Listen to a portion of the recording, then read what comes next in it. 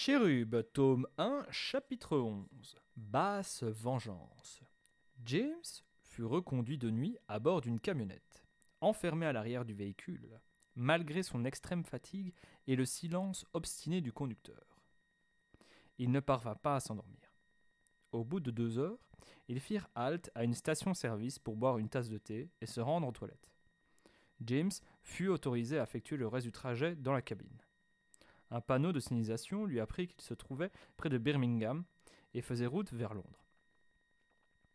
Il devait avoir parcouru une centaine de kilomètres, mais ces indices étaient insuffisants pour deviner la localisation de Chérub. Ils arrivèrent au centre vers 3 heures du matin. La porte d'entrée était fermée à clé. James actionna la sonnette, puis patienta de longues minutes. Un éducateur braqua une lampe torche vers son visage avant de le laisser entrer. « Où est-ce que t'étais passé, mon sang ?» James n'avait pas imaginé que Chérub ait pu l'enlever sans prévenir le personnel de l'orphelinat. Pris de court, il bredouilla une excuse. Je suis allé me balader. Pendant 26 heures ? Ben. Au lit, James. On s'occupera de ton cas demain matin. Après la journée qu'il avait passée dans les installations de Chérub, James trouva le centre plus sale et plus triste que jamais. Il regagna sa chambre en silence, mais Kyle se réveilla lorsqu'il referma la porte. « Salut Einstein, t'étais passé où ? T'occupe, rendors-toi. J'ai entendu parler de tes exploits dans la boutique d'alcool. Tu as vraiment le chic pour te mettre dans les pires situations. » James sortit de sa poche le spray antidouleur que lui avait donné l'infirmière de Chérub, s'administra une pulvérisation dans chaque narine, puis commença à se déshabiller. Je peux pas dire que tu m'avais pas prévenu, dit-il. Vince flippe comme un malade. Il pense que tu l'as balancé et qu'ils t'ont envoyé dans un autre centre pour assurer ta protection. Je suis pas une balance. Je trouverai un autre moyen de me venger. Laisse tomber, James. Ne lui donne pas l'occasion de te faire du mal.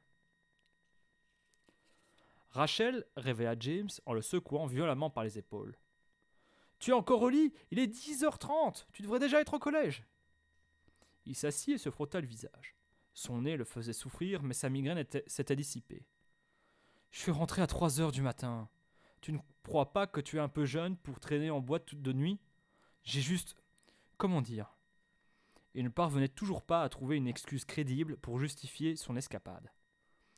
Je veux te voir en uniforme devant la porte dans 20 minutes. Je suis crevé. La faute à qui ? J'ai mal, ajouta-t-il en désignant son nez. Encore une bagarre, je suppose ? Non. Alors, qu'est-ce qui s'est passé ?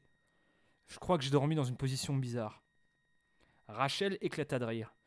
James, c'est l'excuse la plus bidon que j'ai jamais entendue. Ton nez a doublé de volume et tu as un œil au beurre noir. Un œil au beurre noir ? James posa les doigts sur sa paupière gonflée. Il avait toujours rêvé d'avoir un cocard qui lui donnerait l'air d'un vrai dur. Je peux voir l'infirmière ? Demanda-t-il. Tu verras celle de West Road. S'il te plaît, Rachel, n'envoie pas au collège. Je crois que j'en mourrai. Tu es ici depuis 3 semaines, James. Tu as eu un avertissement de la police, tu as été arrêté pour vol. Nous avons reçu une plainte du collège concernant ton comportement en classe. Et maintenant, tu disparais pendant 1 jour et demi. On est plutôt coulant ici, mais notre patience a des limites. Mets ton uniforme, si tu as des problèmes avec mes méthodes, prends rendez-vous avec le directeur. James était en train de préparer son sac de classe, lorsque Jennifer Mitchum fit irruption dans sa chambre. Tu n'es pas trop fatigué pour aller au collège ? Ordre de Rachel. La psychologue verrouilla la porte et s'assit sur le lit de James. Ces tests sont épuisants, n'est-ce pas ? Qu'est-ce que vous dites ? Je sais où tu te trouvais, James. Je suis une des personnes qui t'ont recommandé auprès du docteur McCafferty. La dernière chose dont je me souviens, c'est d'être monté dans votre bureau après en convocation au poste de police. C'est vous qui m'avez fait une piqûre ? La femme sourit. Je plaide coupable. Alors, envisages-tu de rejoindre Chérub ? Ce campus est génial, je ne vois aucune raison de refuser. C'est une formidable opportunité. J'ai adoré les années que j'ai passées là-bas. Vous faisiez partie de Chérub ? Oh, ça remonte à l'âge de pierre. Mes parents sont morts dans l'explosion d'une conduite de gaz. J'ai été recruté dans un orphelinat, tout comme toi. Vous avez participé à des missions ? 24, largement assez pour obtenir mon t-shirt noir. De quoi parlez-vous ? Tu n'as pas remarqué que les résidents du campus portent des t-shirts de couleurs différentes ? Si, là-bas, personne ne m'a adressé la parole sous prétexte que je portais un t-shirt orange. C'est la couleur réservée à ceux que nous appelons les invités. Il faut obtenir l'autorisation de Mac pour leur parler. Le t-shirt rouge est réservé aux pensionnaires les plus jeunes. Dès l'âge de 10 ans, ils reçoivent un t-shirt bleu ciel, ce qui signifie qu'ils sont prêts à passer le programme d'entraînement initial qui leur permettra de devenir des agents opérationnels. Une fois ces épreuves franchies, ils reçoivent un t-shirt gris. Les agents ayant accompli une performance exceptionnelle au cours d'une mission peuvent se voir décerner le t-shirt bleu marine. Les plus brillants portent le t-shirt noir, qui récompense un travail irréprochable au cours d'un grand nombre d'opérations. Combien ? Il faut avoir mené à bien 3 ou 4 missions particulièrement délicates, parfois une dizaine. C'est le directeur qui décide. Enfin, le t-shirt blanc est réservé aux membres du personnel et aux grandes filles comme moi. Vous travaillez toujours chez Cherub ? Non, je travaille pour la mairie de Camden, mais quand je croise quelqu'un comme toi, j'en informe Mac. Mais je dois te mettre en garde. Je vous écoute ? La vie sur le campus est difficile au début. Tu devras acquérir un grand nombre de compétences en un minimum de temps, car Cherub souhaite que tu puisses les mettre en œuvre avant d'être trop vieux. Lors des premiers jours, tu constateras que tes camarades te surclasseront dans tous les domaines. Tu crois que tu pourras le supporter ? Je veux essayer. Quand je me suis fait arrêter l'autre nuit, le flic m'a dit que les garçons comme moi finissaient toujours par pousser le bouchon trop loin et par atterrir en prison. Ça m'a foutu la trouille. Ce type avait raison. Ma vie, c'est comme une spirale. D'une façon ou d'une autre, sans le vouloir, je m'attire les pires ennuis.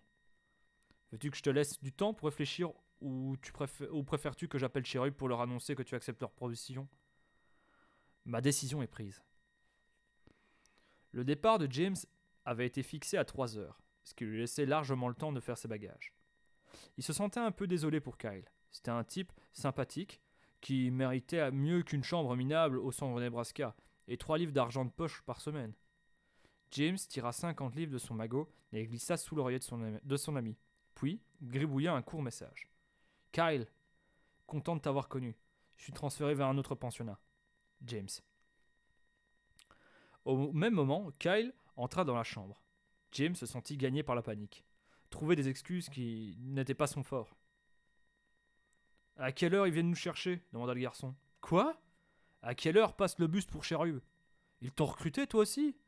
Ouais, quand j'avais 8 ans. Attends, je comprends pas là. » Kyle commençait à vider sa penderie. Il y a 4 mois, j'étais en mission pour Cherub, dans les Caraïbes. J'ai replacé un objet au mauvais endroit, un truc que je n'étais pas censé avoir touché.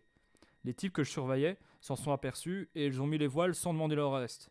Ils ont perdu leurs traces. J'ai foutu en l'air 2 ans de travail d'une douzaine d'agents du MI5. MI5 ou MI5. Alors là... Mais quel rapport avec ta présence ici ?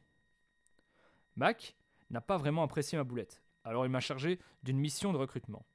Ici ? Tu as tout compris. Il m'a envoyé dans ce trou à rats pour repérer les recrues. Ton dossier scolaire a attiré l'attention de Jennifer. Elle a fait en sorte que nous soyons logés dans la même chambre pour que je puisse t'évaluer. Alors tout ce que tu m'as raconté à propos de tes parents, c'est des bobards ? Kyle sourit. 100% bidon, désolé. Tiens, pour me faire pardonner, je veux bien t'aider à te venger de Vince. Tu as un plan ? Tu m'as conseillé de laisser tomber. Ah, je sais, mais je hais ce type. Un jour, dans une famille d'accueil, il a flanqué une dérouillée à un gamin de 7 ans. Il l'a poussé du toit et le môme s'est cassé les vertèbres. Il est dans une chaise roulante pour le reste de ses jours. Quelle ordure ! Tu sais, il range le sable de rechange pour l'aire de jeu des petits ? Demanda Kyle. Sous la cage escalier. Prends 2 sacs, je te retrouve devant la chambre de Vince. Elle sera fermée à clé. T'inquiète, je m'en occupe. James eut toutes les peines du monde à monter les 2 sacs de sable à l'étage. Kyle se trouvait déjà dans la chambre. Et dire que je pensais que tu étais le type le plus sale de l'univers, lâcha-t-il. Vince et son petit frère, Paul, n'étaient pas à proprement parler des fées du logis. Des vêtements crasseux, des magazines et des CD changeaient le sol. Bof, dit James, pour moi c'est une chambre de garçon parfaitement normale. Ok, faisons vite. Mets du sable partout, je vais trouver de quoi arroser tout ça. James répandit du sable sur les lits, dans les tiroirs et sur les bureaux. Kyle revint avec 2 grandes bouteilles de Pepsi dérobées dans la cuisine. Ils les secouèrent si longtemps que les boucherons finirent par sauter. Lorsqu'ils eurent achevé leur forfait, la chambre était entièrement recouverte d'une boue brunâtre. James se tortait de rire. Qu'est-ce que je donnerais pour voir sa tête ? On sera parti depuis longtemps. Et si on regardait ce qu'il y a dans son casier ? Kyle sortit un instrument étrange de sa poche, une sorte d'agrafeuse d'où sortaient de fines tiges de métal. Qu'est-ce que c'est ? demanda James. Un pistolet à aiguille. Ça marche sur presque toutes les serrures. Tu apprendras à t'en servir, Chérub. Cool! Kyle glissa les tiges dans le cadenas de Vince et actionna rapidement la détente de l'outil. La porte s'ouvrit aussitôt. Des magazines érotiques, dit Kyle avant de les jeter sur le sol. Oh, attends une minute. Quoi? Regarde un peu ça. Des poignards aux formes agressives étaient alignés au fond du casier. Confisqué, s'exclama Kyle. Trouve quelque chose pour les envelopper. Tout est couvert de boue. Cherche bien, je peux pas me promener dans le couloir avec ces engins de mort. James trouva un sweatshirt intact sous le lit de Paul. Kyle enroula les couteaux. Ok, à quelle heure on décolle? Dans 10 minutes. C'est 10 minutes de trop. Bon sang, James, je déteste vraiment cet endroit.